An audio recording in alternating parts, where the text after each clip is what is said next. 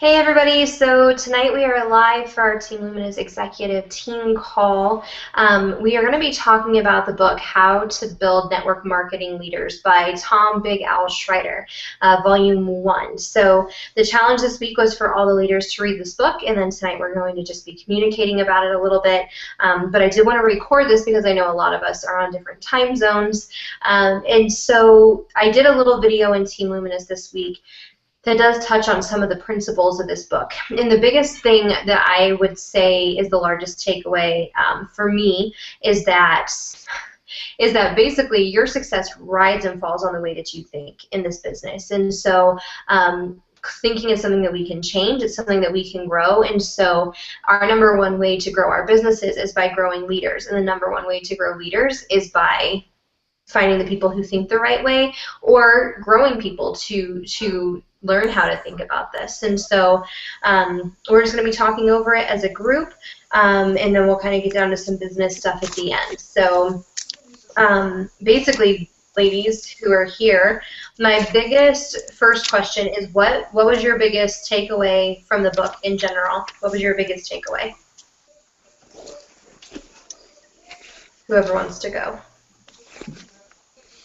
I will start with that. I would say that the biggest thing is that you don't find leaders. A lot of times you create leaders, and I mean, obviously he talks about kind of using a bit of a filtering system to find out who could be potential leaders, but then actually developing those leaders rather than kind of going out there and scanning the horizon for people that you would think would automatically be leaders and then trying to draw them to your business.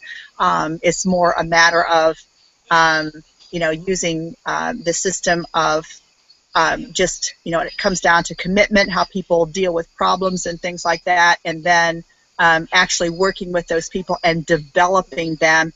And so the takeaway from it, for me, it seemed like a lot of it came down to relationship. Okay.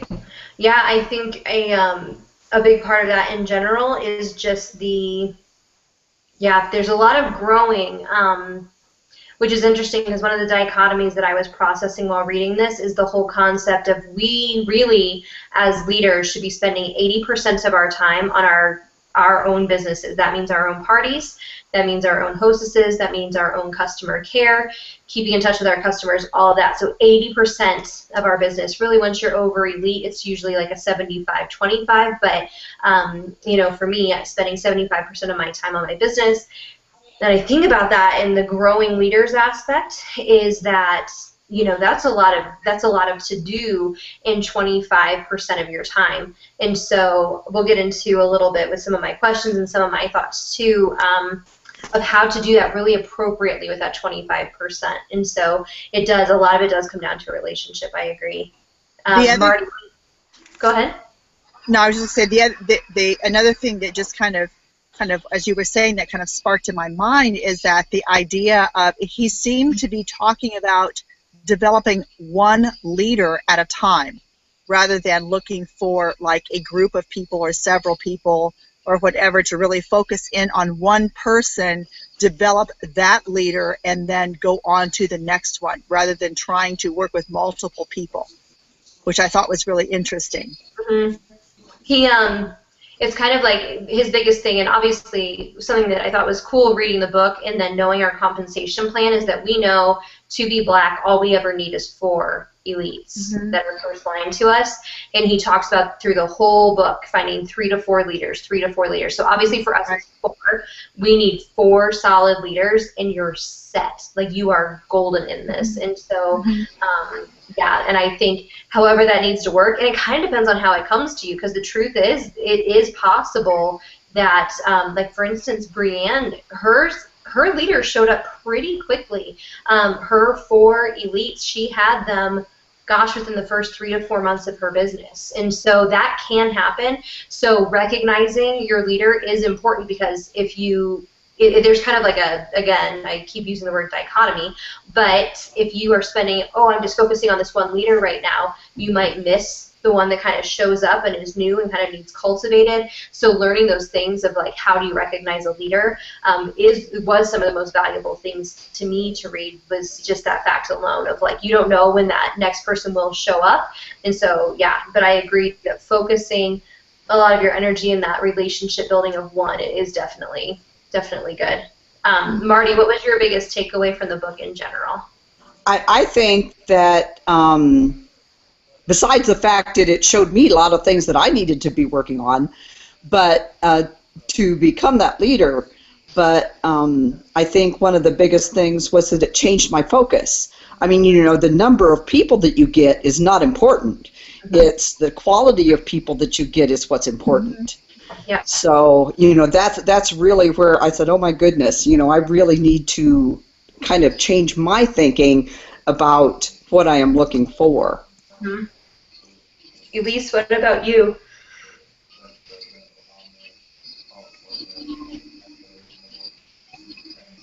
Oh, for some reason I can't hear you. You're unmuted, but you're quiet, like super quiet.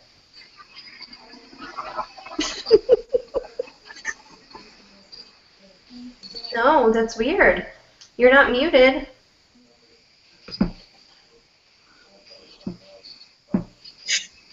Oh no, I can't hear you. Okay. Let's see if it will. Okay, yeah, we'll see if it. Okay, she's gonna come right back. She's gonna go and come back. So, one of the big questions that as I kind of just worked through the book, I just wrote down like my questions. But one of the big things is, what does a leader look like? And I was just processing that, because I think, isn't that one of the hardest things as a leader looking for leaders, is that question of what does a leader look like? How can we know what we're looking for if we don't know what we're looking for?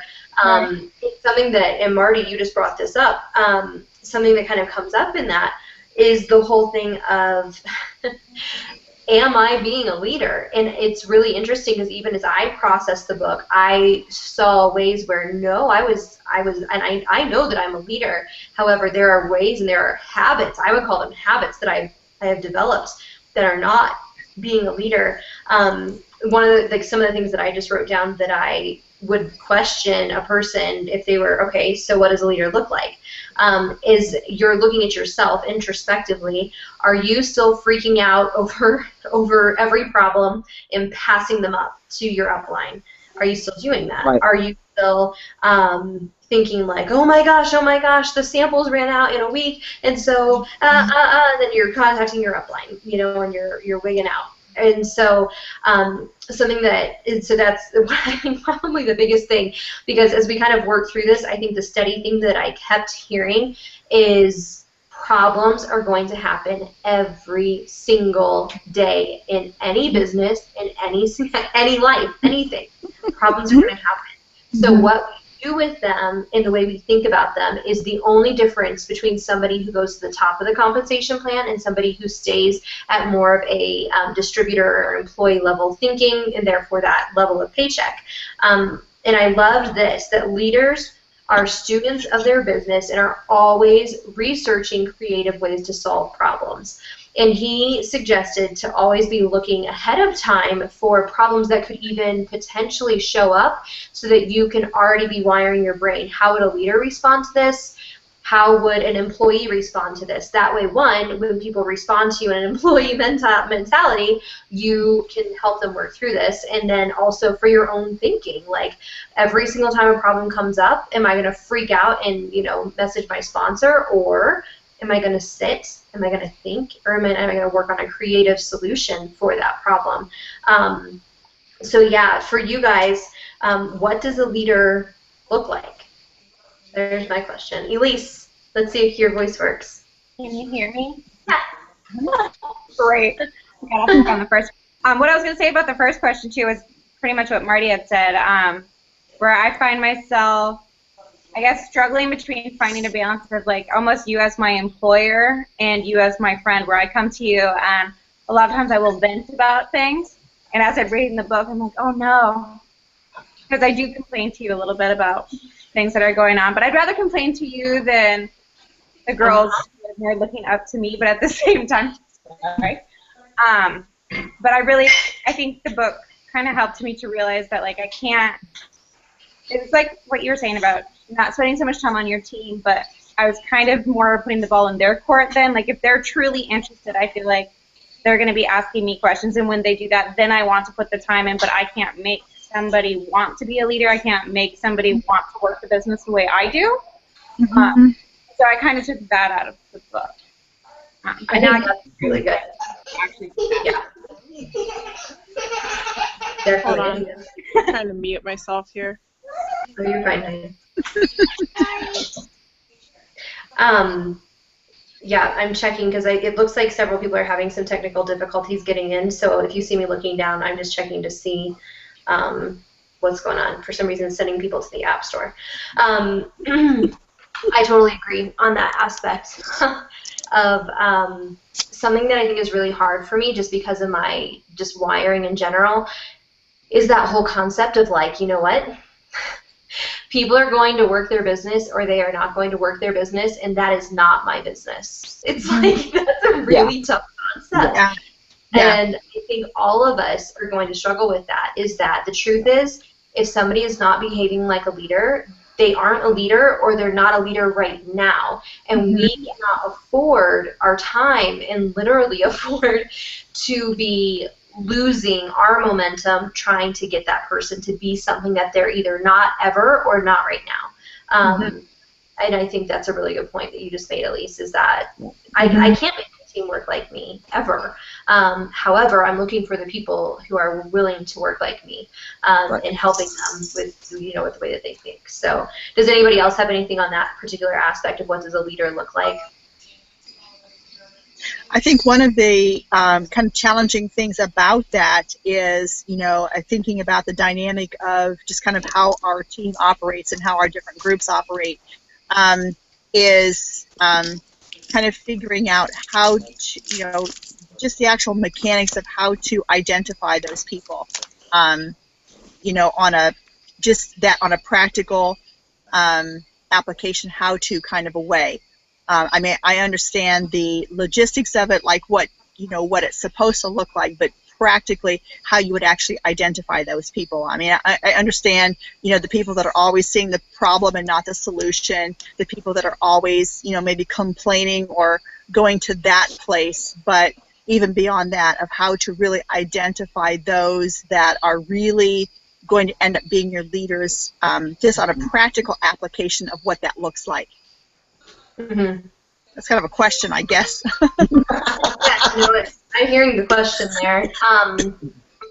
Yeah, I think the biggest thing is you're looking for the people who, it's almost like, I think in knowing what you're not looking for, you'll see what you are looking for, if that makes any sense at all. So when you have that person who is not always like, because, okay, and Elise already mentioned this, everybody, especially when we're new, you're going to have questions, you're going to have frustrations, you're going to have things that you don't really know where to take them. And I always have said, if you take it anywhere, take it up. Do not take it down and do not take it across.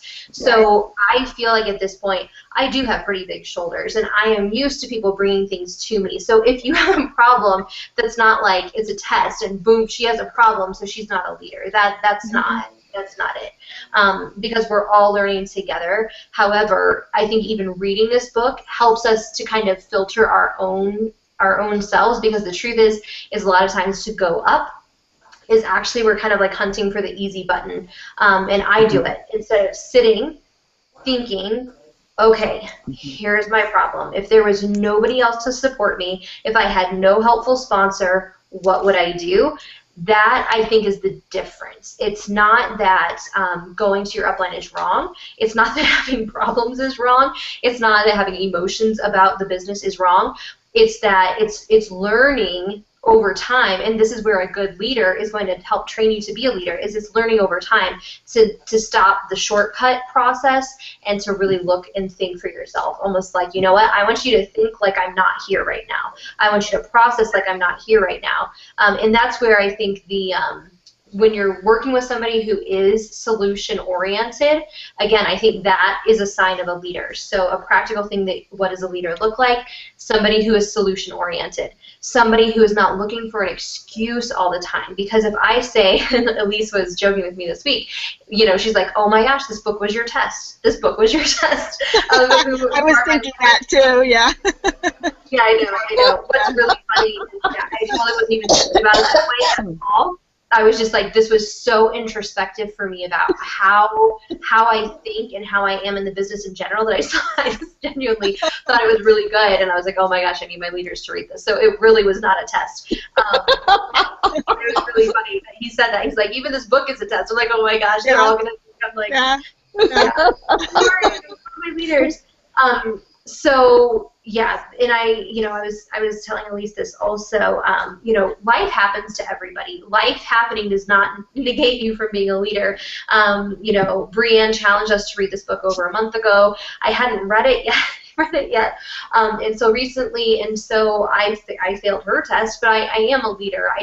So I understand, one, life happens. I understand, two, that we all start somewhere. And just because you are bringing problems to your upline does not mean that you're not a leader. However, the switch and how this trickles down is I help my people, I help you guys to stop hitting the shortcut button and to sit, to think, and to solve. Again, there is a difference between managing / solving a problem versus trying to fix problems. There is a difference there, and I really liked how he separated that. But to kind of help you guys start thinking through those things, like, okay, here's what's going on in your team.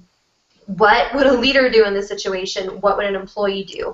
And that whole concept of, I think where you're going to find your leader is looking for that person who is not making excuses, who is not looking for this just isn't working, that sort of thing. So I think a lot of times your leaders are going to develop over time, and as you challenge them to change their thinking, you're going to see the leader following through. So I think that's where you find them. I think a lot of times you don't know. You kind of have to have a pool of people that are your most successful, that are your most driven, and just keep challenging them. So that's where things like the book can be a test. That's where giving them tasks can be a test. Hey, I know you've got the situation going on. I want you to make a list of things that you can do to solve this. Are they doing that? Are they listening to you? Are they actually following through?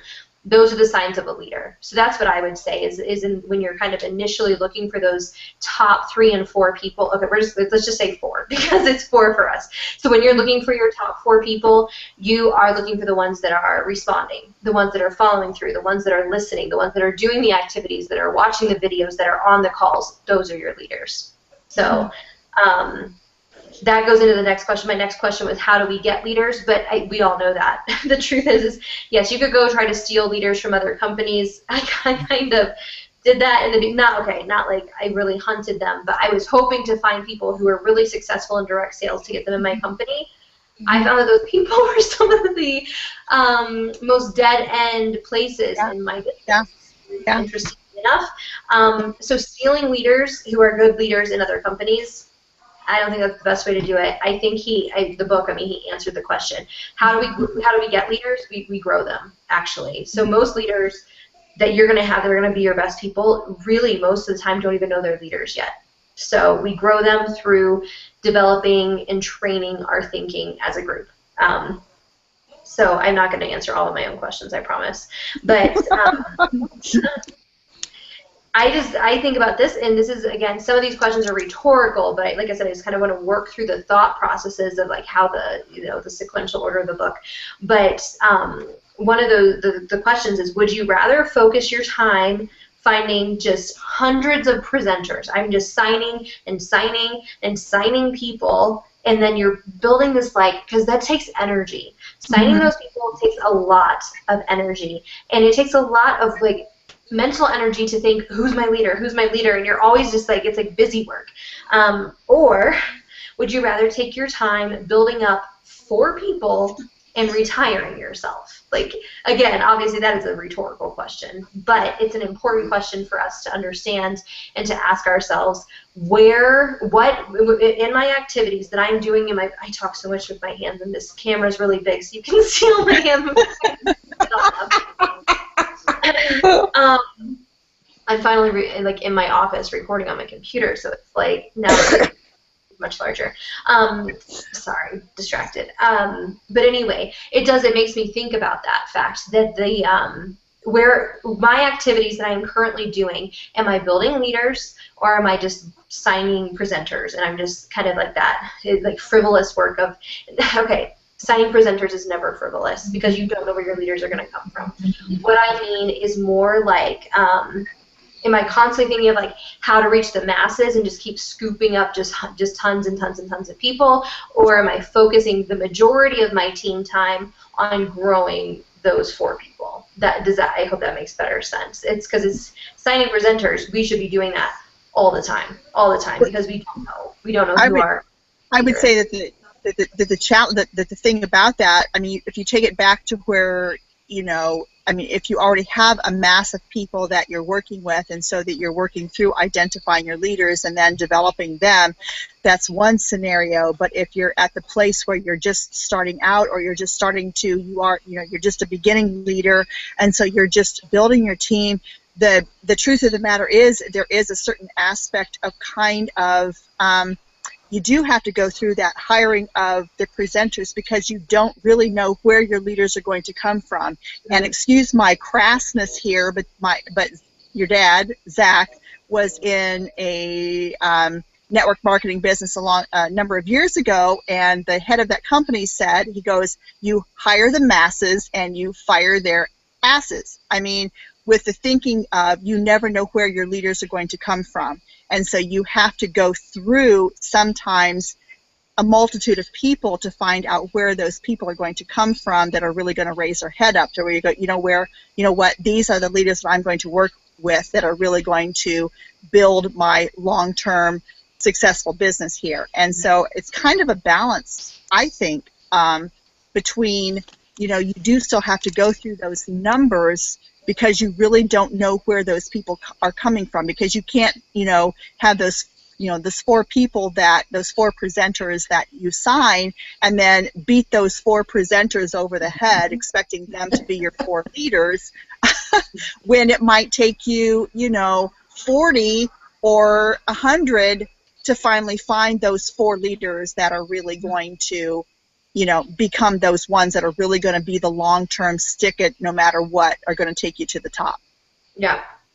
And I fully agree with that because like you said, the truth is we don't know. We don't know who our leaders are going to be. And in the beginning, yes, it's we don't just get 4 presenters and assume that they're going to be our leaders. And so I fully agree and understand. The truth is that some of your main leaders may not be your first level presenters. So you could sign somebody who's kind of wishy-washy, who signs somebody, who signs somebody, who signs somebody.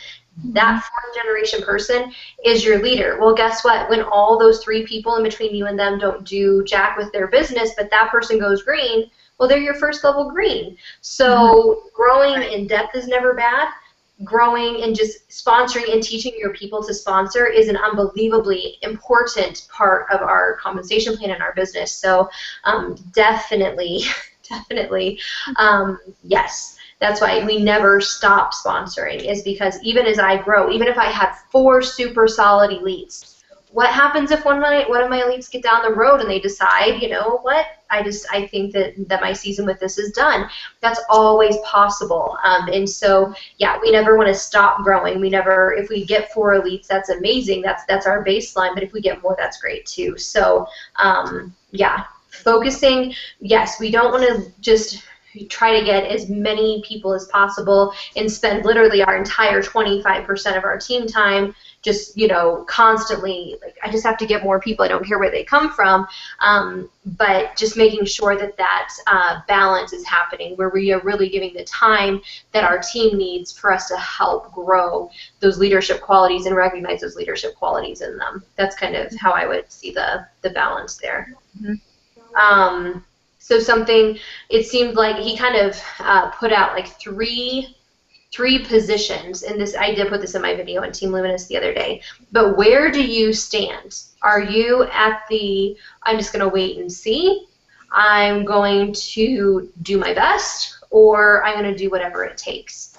Again, those are kind of rhetorical unless you guys know where you stand already. it's important, I think, for those to know. And again, I think sometimes that can grow. Because when I started, I was trying my best, and I am now at whatever it takes. I probably hit the whatever it takes point back in the spring when I went green. That's when I was like, you know what? I'm a lifer. I am not leaving this company. Like, I am doing whatever it takes to be at the top of this compensation plan. But I think that's really important to even, like, Braxton Hicks, to even know for ourselves. I can relate. I know. Yes. Legit. Like, can't even breathe. Takes your breath away. Yes. It does. So, but knowing where we stand, and I think even posing those questions to our teams is a good thing, and let them know, like, it's okay to change your mind and to grow with this. But as of right now, do you know where you stand in those? And just kind of comes into that initial consultation too, of how we ask people, you know, what are your goals in this business if you know them already, when we're kind of getting a feel for our people. Asking that question, I think, is a really good one. Like, where do you stand with it? What's your goal? But yeah. So with you guys, are any of you in the whatever it takes category? Are any of you, like, where do you find your guys' selves? I think I am close to that, because I know that this is it, and that this is what's going to work for me. I don't have a vision of doing anything else, that this is going to be it. But I see within myself that it's still a process to get to the place where that I can make things work, and that came down to the end of the book where he talked about personal development, because I'm really having to work on that piece a lot, but I know that this is it. Yeah. Yeah. I totally understand. I'm in the whatever it takes. Absolutely. And people don't have to share if they don't want to. I'm just kind of leaving it open if people are, you know. I'm definitely in the whatever it takes, just getting ready to start, you know, contacting people, doing things I haven't been, you know, really brave enough to do, I guess you could say. Yeah. So, and yeah, I totally get that. Crazies are running around insanely, destroying the living room as I talk. That was my entire day. Here I got home, just like we escaped the 12 hours of I baby. couldn't handle it anymore. Like, okay. Hello, bye. Yeah, we had to go see Grandma. Hello. Okay. Hey, Truman. Yes, thank you. So yeah, I'll mute myself again. Yeah, no, you're fine.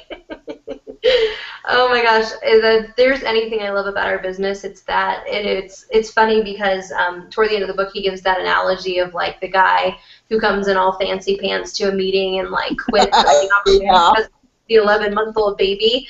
And I was like, oh my gosh, like, that's so perfect for us, because one of our things is most of us are moms or grandmoms, and we have to deal with the constant distractions all the time. So somebody was like, yeah, I could hear her kids. I'm like, well, that's the reason you're not coming to team calls. And I love that. I love how, like, because I'm not that harsh person, so kind of hearing some of the things he said about that, of, like, he was almost like, your excuses are ridiculous. Like, if you're gonna let these tiny little things be the reason that you don't do anything, that's, I mean, I don't need you on my team, is kind of how he puts it.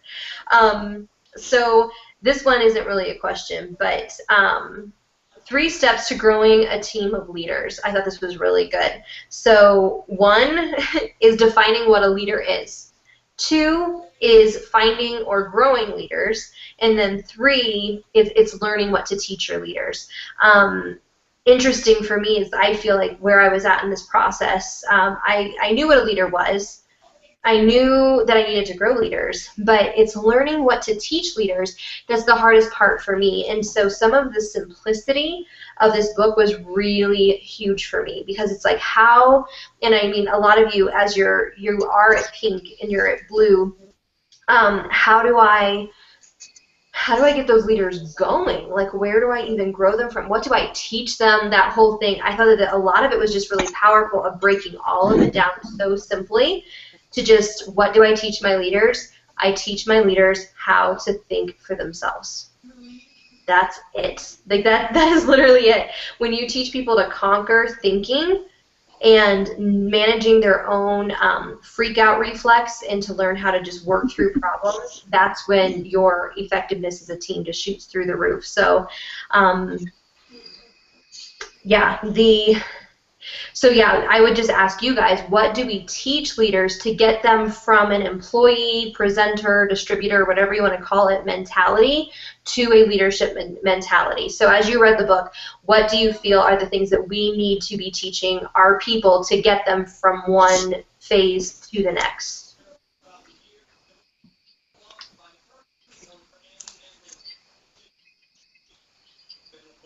Well, I think just within the mechanics of how our team operates, on the team page and everything, I think that one of the simple aspects is rather than, just regurgitating answers or things like that, of directing people on where to find those answers for themselves. I mean, that's something that's very simple and very practical, and maybe a first step in the whole process, just to do that. Mm-hmm.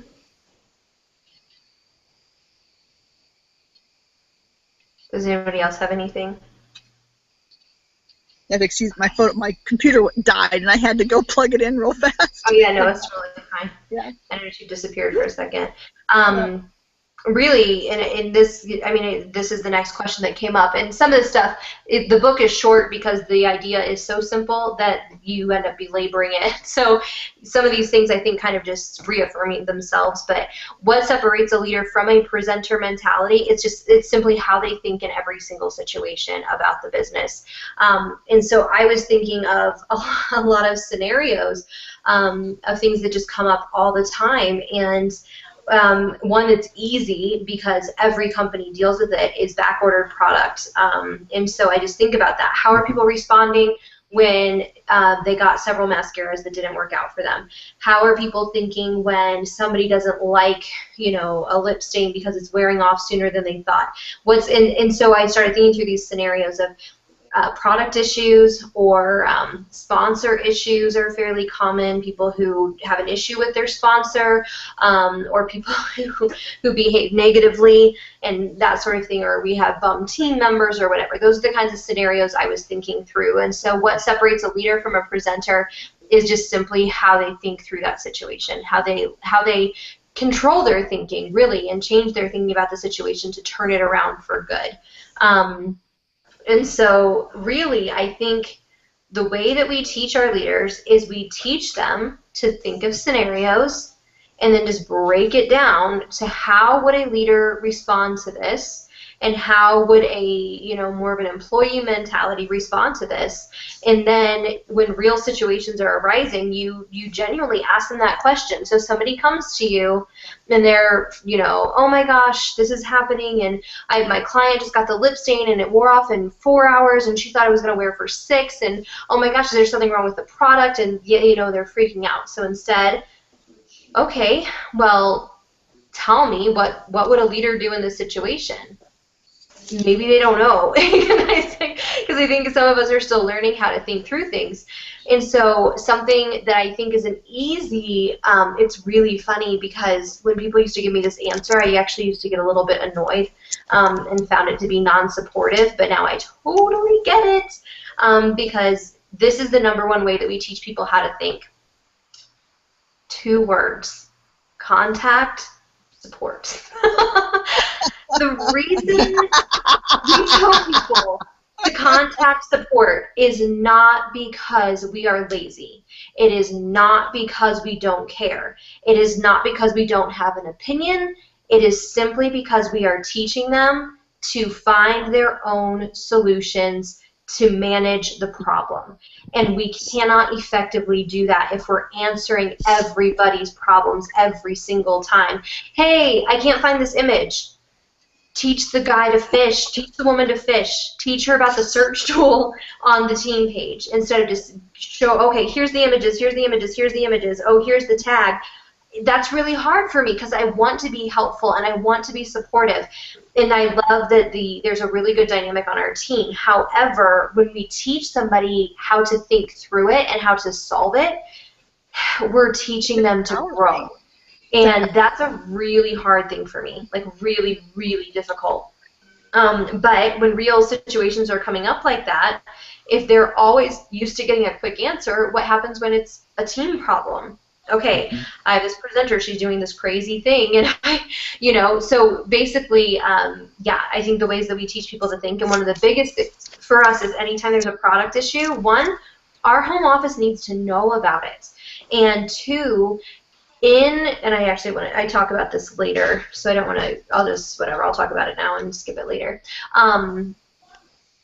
In talking to support, one, you're cutting down on hysteria, because a lot of times it's almost like, like this panicky thing happens, and it's almost like a drama thing. It's like this big thing's happening, oh my gosh, what do I do? Instead, contact. It forces us to put it into words. It forces us to think through the problem and to present it. And then we'll get a great response, because some companies have horrible customer service. I was in one. It was very frustrating. Our customer service is truly and very genuinely incredible, and they really take good care of us. And so, but yeah, I think it's one of the easiest things and unique. One of the most common, how do I teach somebody to be a leader? 2 words, contact support. Because, like I said, you're teaching them to think through it, to write it down, to think through the problem, and to get their own answers. Okay, what of all the new products, what's gluten-free? Contact support. Oh my gosh, I have a girl and she can't have this kind of product, and blah, blah, blah. And we're sit there spending 10 minutes and we're copying, pasting all of these ingredient lists for them. Contact support. The reason, like I said, it is not because we don't want to be helpful. It is because we want to teach people to think. What do you guys think about that? I totally agree. Yeah. Yeah. That answer used to drive me crazy. I get genuinely kind of mad. I'd be like, just tell me.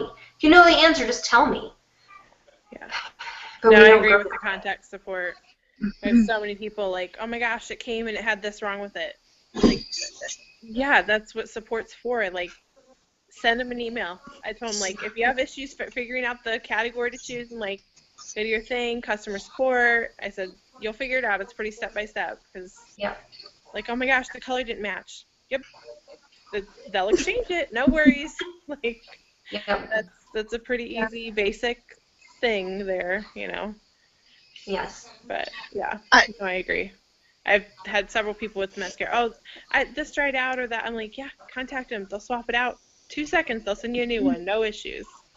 They're aware of it. No problems. Yeah.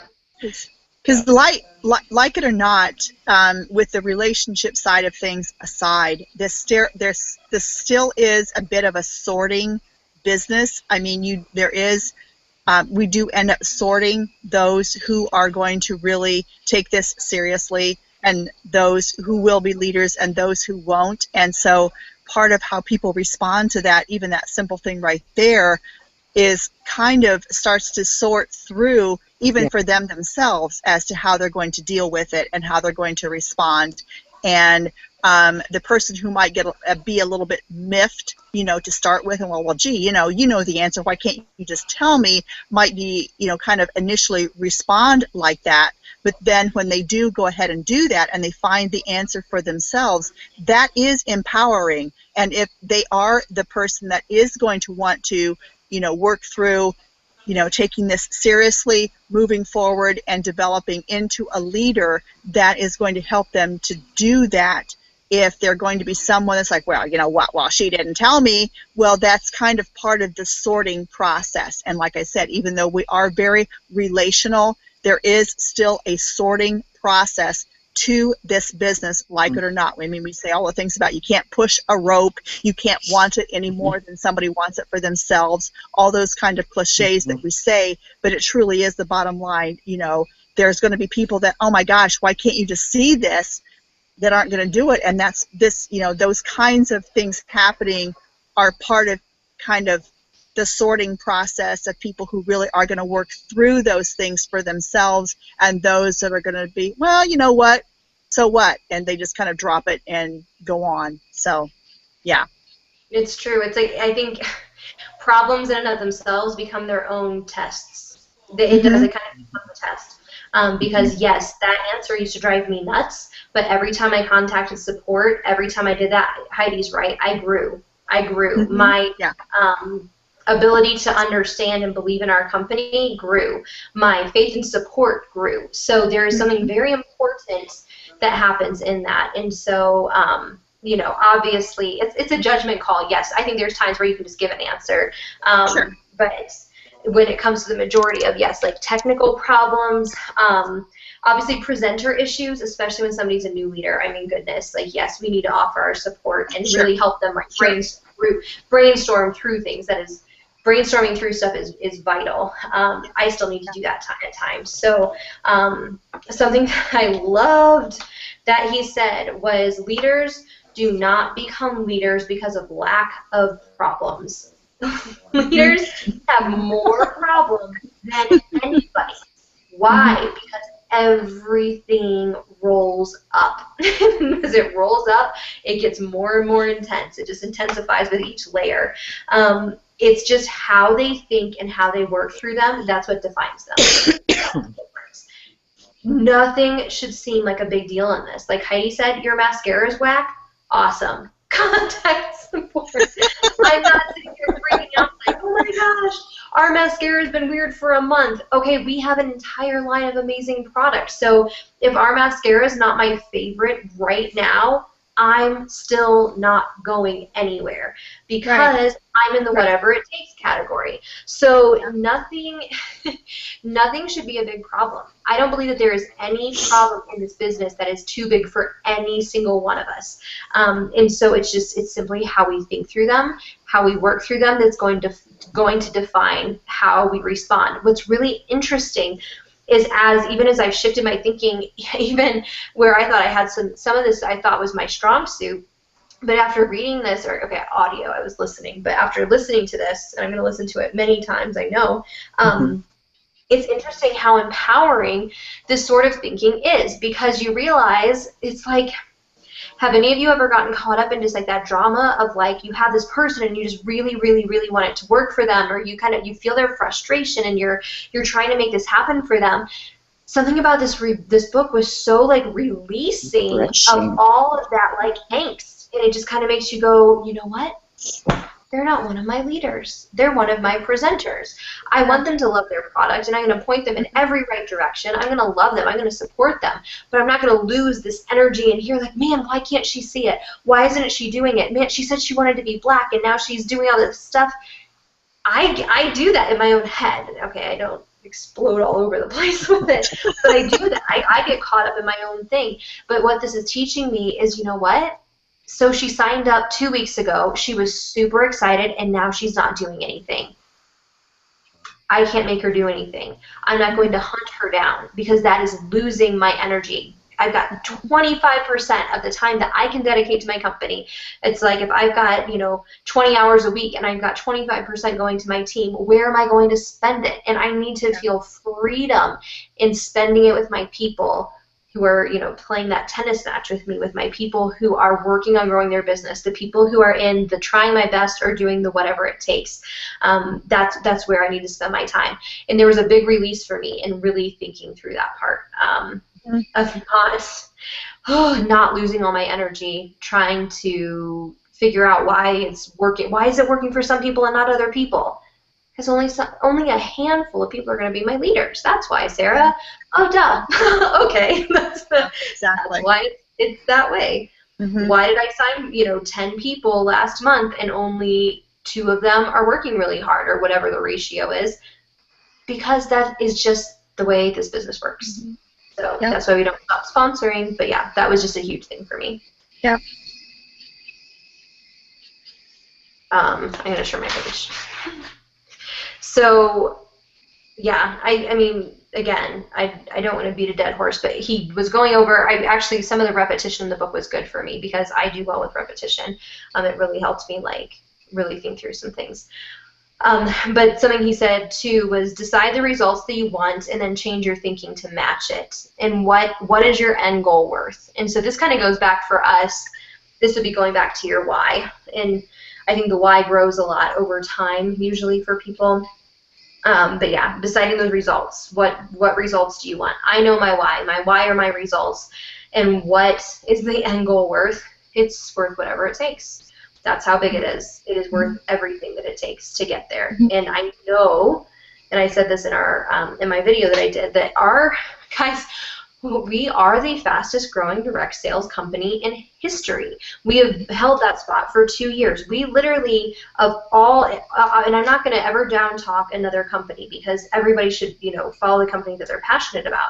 But I truly believe that we have the best opportunity in existence. And so we have been giving the best tool to get to our end result. So what is it worth to get there? And for me, that is whatever it takes. So something that I think is just a healthy exercise for all of us, and I've been working on these, even if it's a mental exercise, but think of or write down any and all problems that you can face in Unique. And then write down leadership versus distributor thinking. And like I said, the reason I think it's important to think of both scenarios of how the people would think is because it can help you transition somebody's thinking from one into the other by suggesting the other.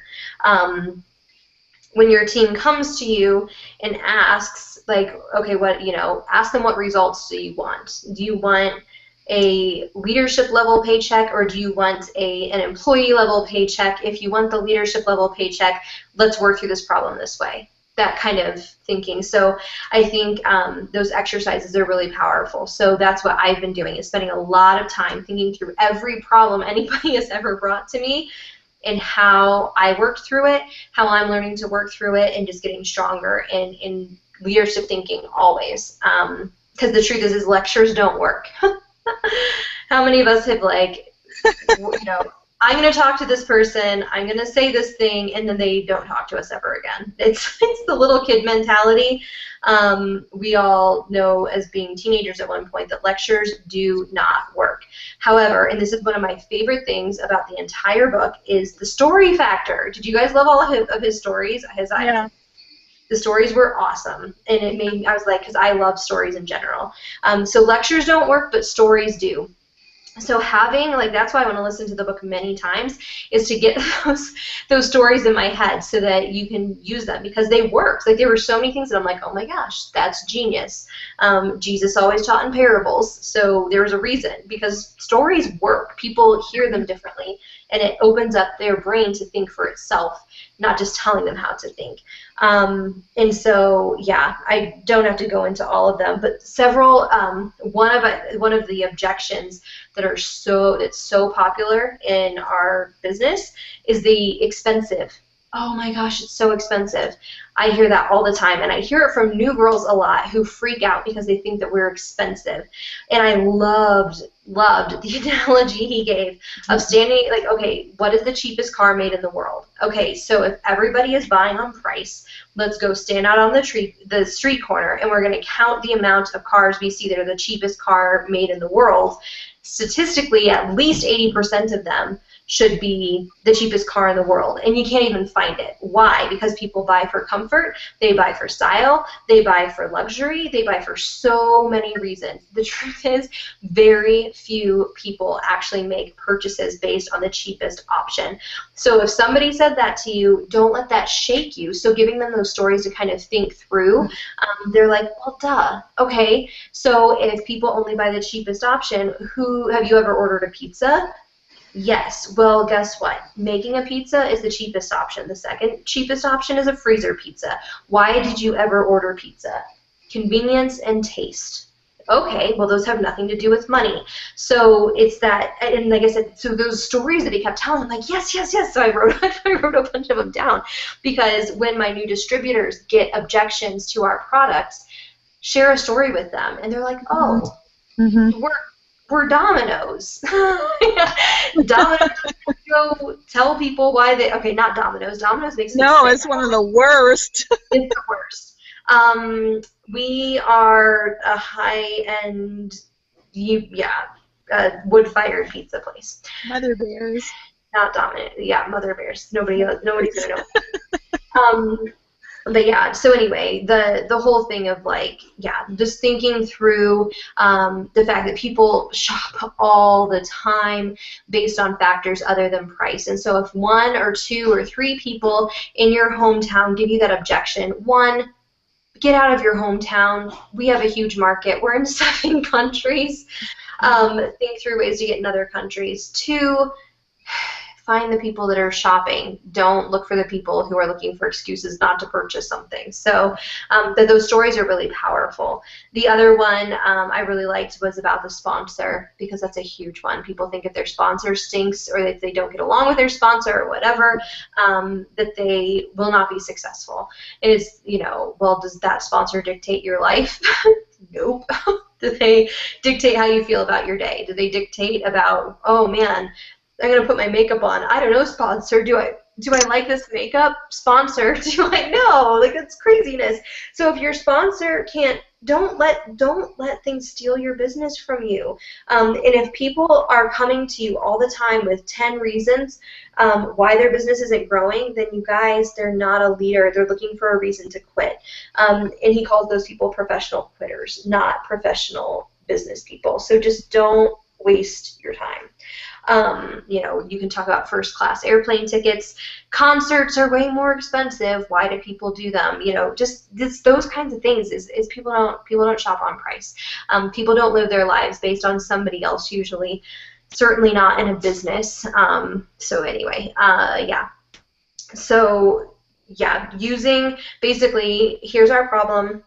Here is leadership thinking. Here is employee thinking. Underneath leadership thinking, we are using stories to slowly transition our people's thinking from one to the other. So if somebody comes up to you and they have a problem, short of a product problem, that's contact support every single time.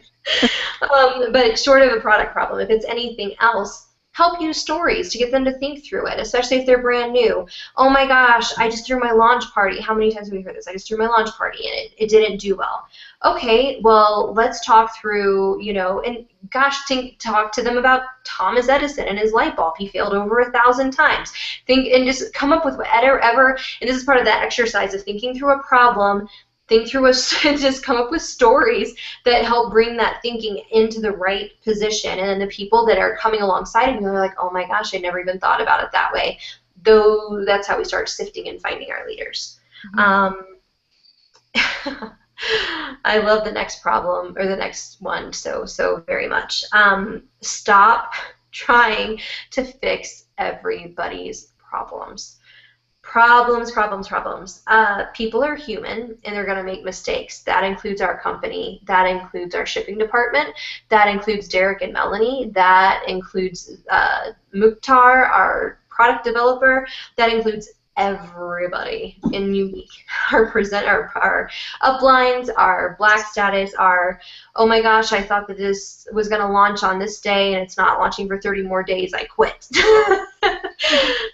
But we're human, and our company is made of humans, and that means that problems are going to happen all the stinking time. And if we are trying to fix people's problems, our day will never feel done. We will always feel burnt out. The home office downlines, oh my gosh, don't be surprised. Accept that people are exactly what they are, and that is human, and humans are flawed, and humans make mistakes. So that includes our presenters, that includes our uplines, that includes every single person that we deal with in this company. Successful leaders learn to manage that fact. Everybody is human. Everybody is flawed.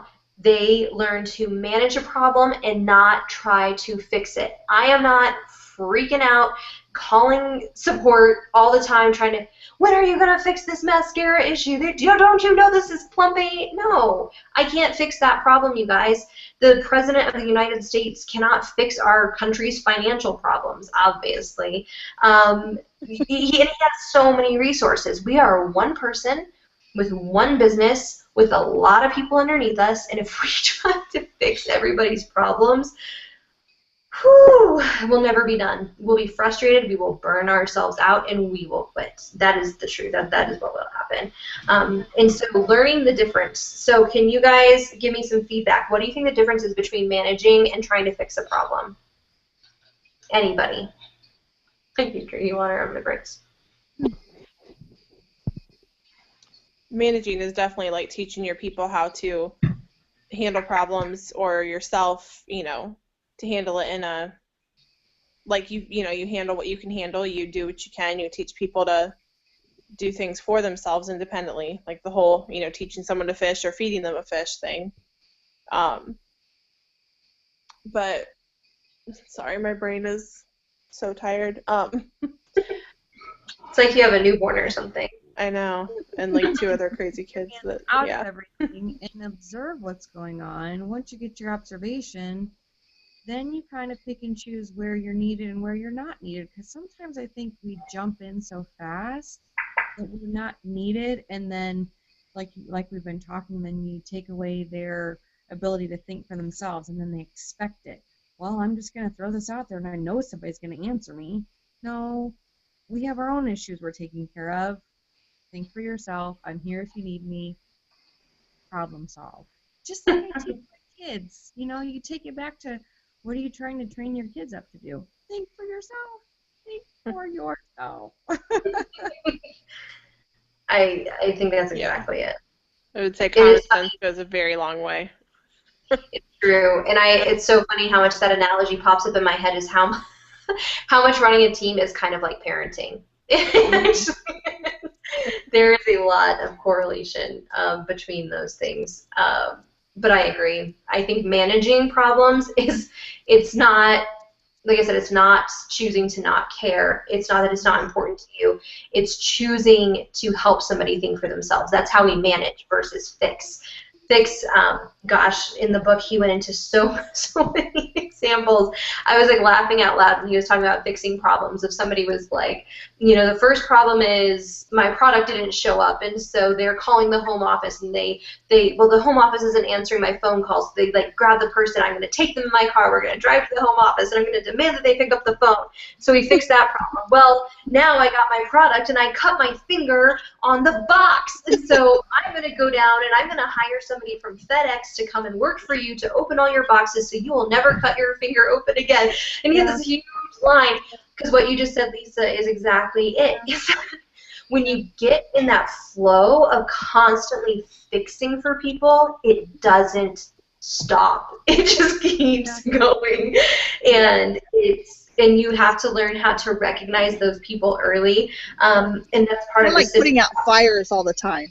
It's kind of like putting out fires all the time, and there's always going to be another fire that springs up, and you just cannot manage that. You have to, and it's another one of those aspects of identifying who's going to be your leaders and who's just going to be a source of just probably isn't going. I mean, they might become leaders down the road if they fix their problems, but yeah, just that you can't. It's just part of that process of that sorting process of. You can't fall into that mode, or you'll just constantly be putting out fires, and not only is it going to restrict your own personal business, but it's also going to restrict that person from being able to personally grow the way that they need to, and it's not healthy all the way around.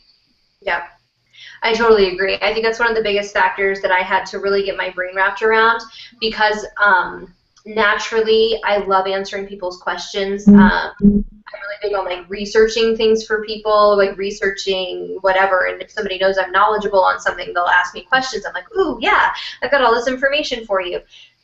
That is my nature, but I realize it's not about me. So the contact support thing, it's not about me. It is very much about them. Yeah.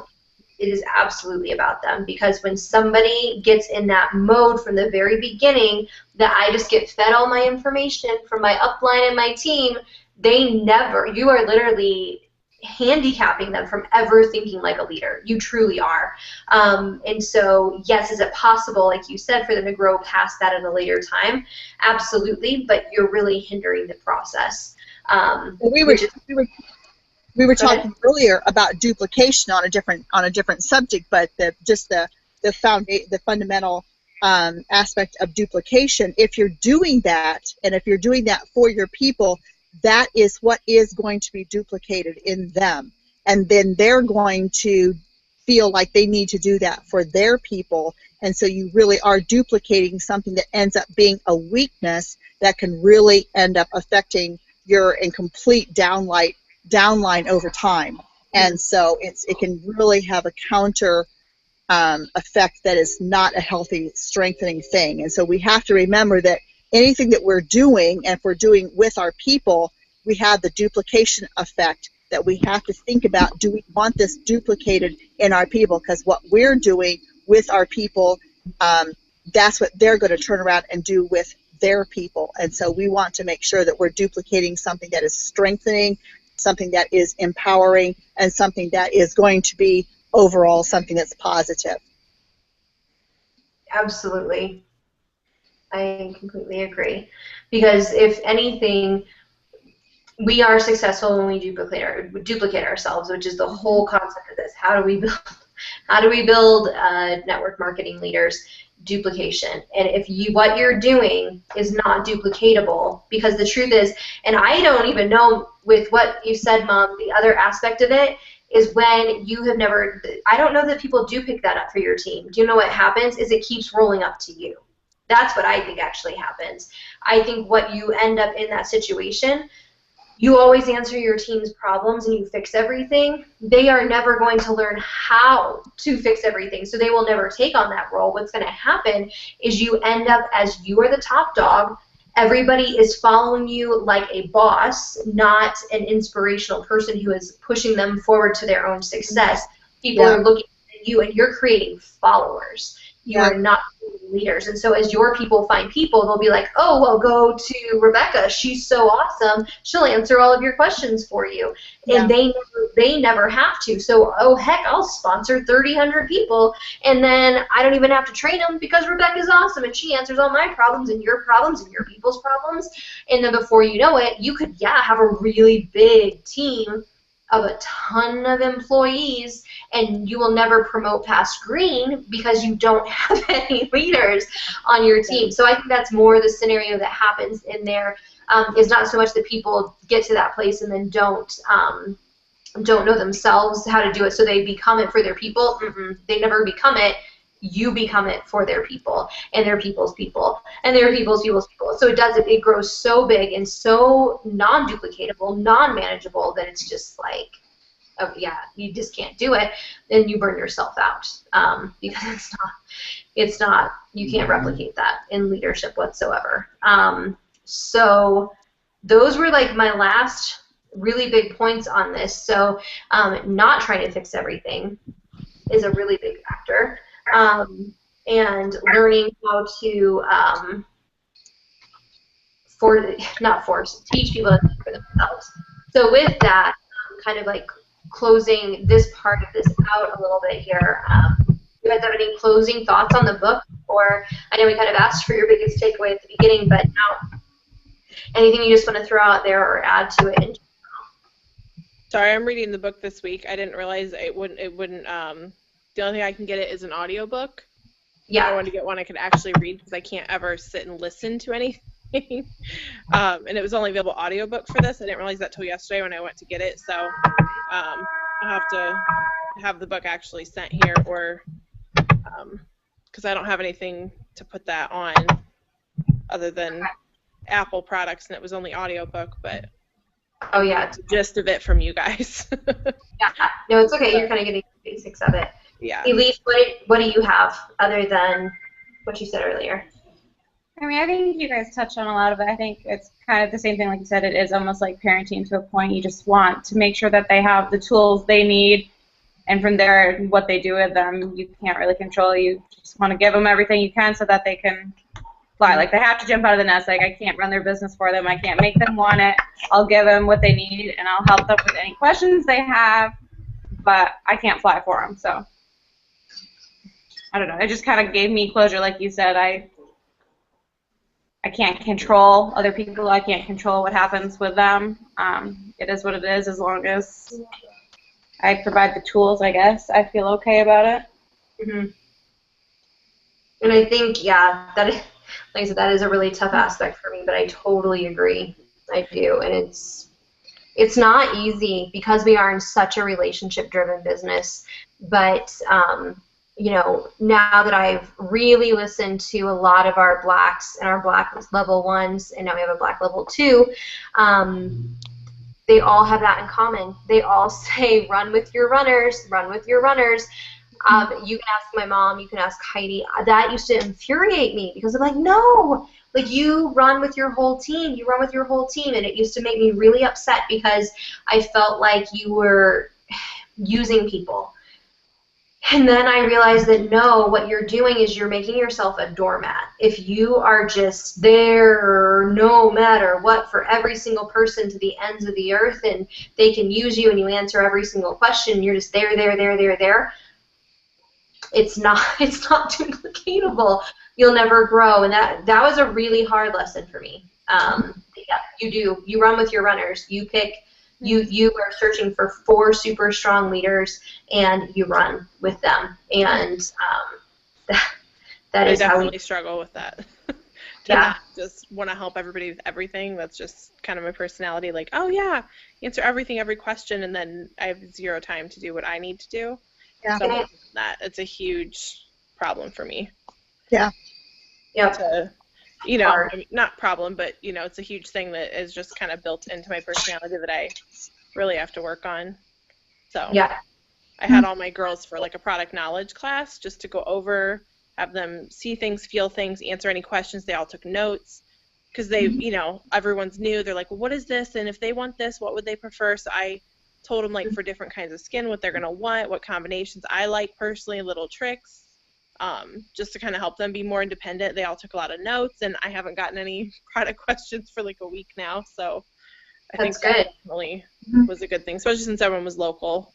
I figured that was an easy thing to do, but...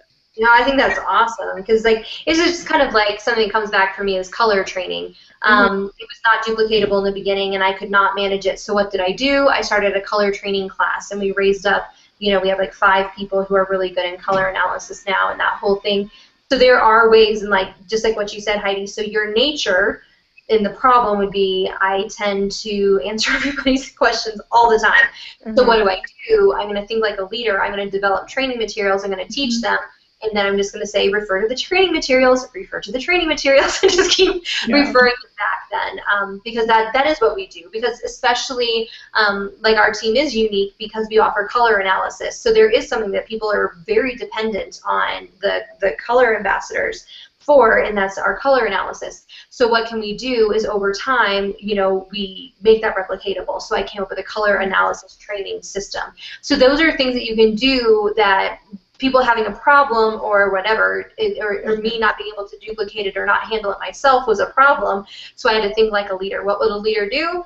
Train other people. So just like you said, Heidi, that's exactly it. So when you run into something like this with your team, Elise was running into people having issues because I don't update our Facebook mock party anymore because I want everybody to make their own and make it their own. So what she did is she had a bunch of new people come on being like, what do I do with a Facebook party? So she took one of her Facebook parties and she made it her own mock Facebook party for her team members. That's awesome. That is a solution that teaches people, you know, I'm training my people and I can show them this, and then you're teaching your people to think on their own launch party, because in her party was a bunch of her own videos. It wasn't like the Team Luminous one. So she's showing people these are the kind of videos to do, but make your own. And so that sort of thing, that's always good to teach your people to, you know, and that's creating materials for sure. Training materials, that's always a good thing. One last thing I want to touch on that's really come up a lot lately. I'm just doing this because it's recorded, so we'll put it.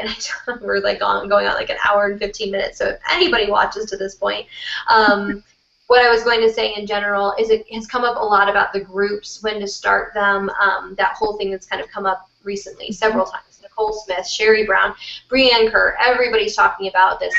Why are we talking about it? Because it is a problem. We are having a lot of people start their group pages, their team pages very, very early, and what's happening is it's actually kind of killing itself. And so what's happening is people are starting their pages, and then what they're doing is they're spending all of their time building a team page, all of their time building all these training materials, and they're a yellow or a pink or a blue, spending probably 80% of their business building this team page, then they're not working their own business. Well, they only have between 2 and 15 people in that team page, so it's not super active just because of people's schedules, and then they keep adding people to that group, and what's happening is it's not super active. People aren't getting as involved. They don't have that like lifeblood force that kind of happens in some of the larger groups, and people are getting discouraged, and then what happens is they add their people to the group, and they're kind of like, it's just kind of dead and lifeless. There's not a whole lot going on, so they assume that's the whole company. There's something very awesome about the larger team pages. Now, I understand Amber Voigt's page has like 50 or 60,000 members. I don't go in there because it's just nuts to me. And there's other team pages that have gotten, once you're over like that 1,000 people mark, it does get really overwhelming. However, something about having a slightly larger team page where you have an elite running it who has run through a lot of this stuff, who is putting out really good training materials that she's getting because she's now incorporated with other elites and all that stuff. She's putting that information together and out there all the time to the team.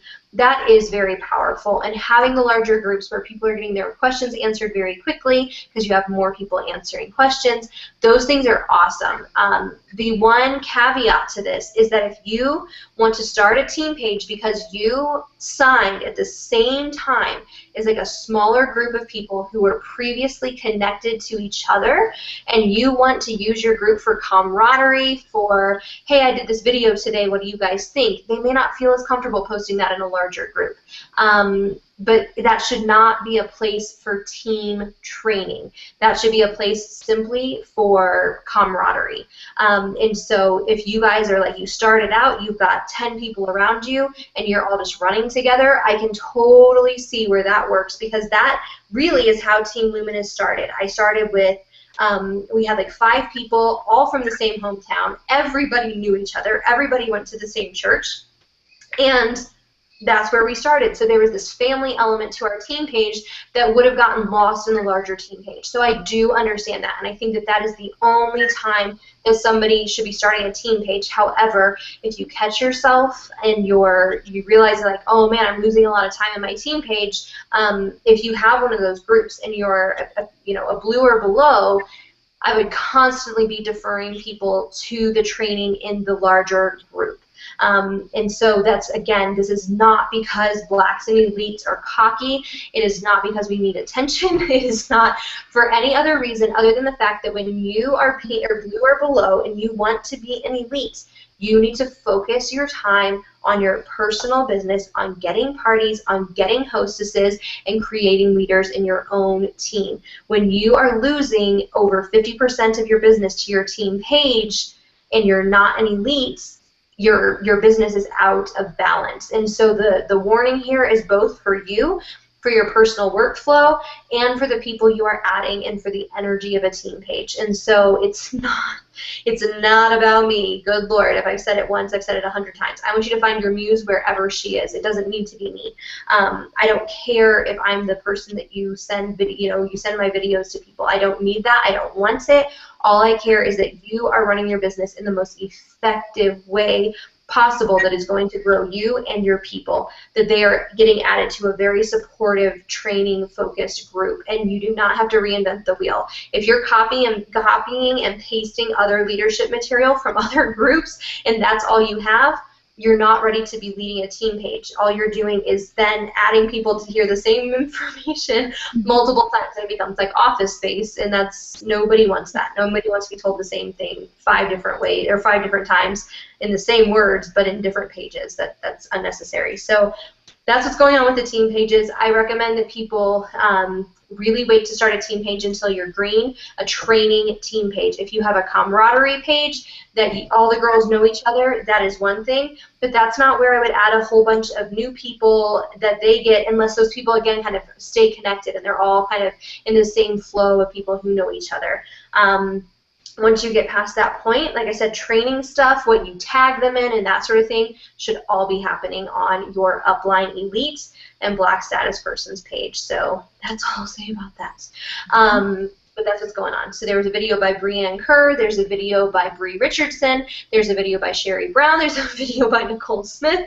Everybody's saying the same thing because it's actually becoming a problem. We are losing presenters because of these little splinter cell groups that are tiny, and people are getting distracted by them. They're getting added. When you're adding somebody to 4, 3, 4, 5 pages, you should be they really should be added to 2 groups. Your upline elite, your upline black, and that's it.